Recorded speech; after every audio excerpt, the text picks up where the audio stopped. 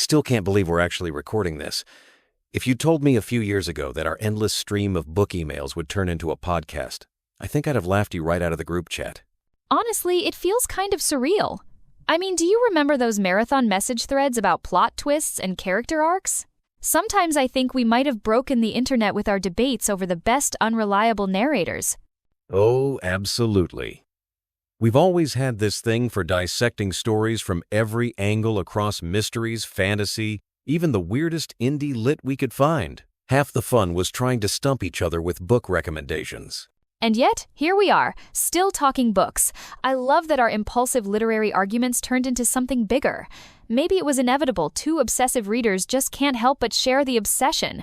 Speaking of sharing obsessions, I still laugh about that day I brought up The Princess Bride. I thought I was so clever, pointing out S. Morgenstern's supposed original version, only to discover he never existed. That blew my mind. I'd always assumed S. Morgenstern was real, just one of those forgotten authors.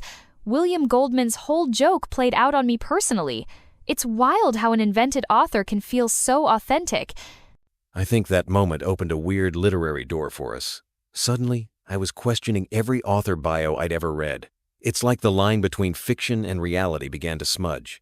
Totally. And it made me start hunting for other examples, those writers' inside stories who somehow feel more real than some actual published authors. Funny you say that, because the next name that popped into my head was Kilgore Trout. Vonnegut's go-to sci-fi failure. He's in so many novels, always scribbling stories nobody seems to appreciate. What stuns me is that Kilgore Trout isn't just a running joke, he's got actual books you can buy. I stumbled across Venus on the Half Shell on Amazon, fully credited to Trout. It's like his fictionality just leaked into the real world. And it doesn't stop there. There are a handful of Kilgore Trout books, on Kindle too. I, Human, Do Dogs Dream of Bedlington Terriers. The borders get so fuzzy. At what point does a fictional author become, well, not that fictional? Exactly. There's something irresistible about these invented authors who somehow leave their mark on real bookshelves.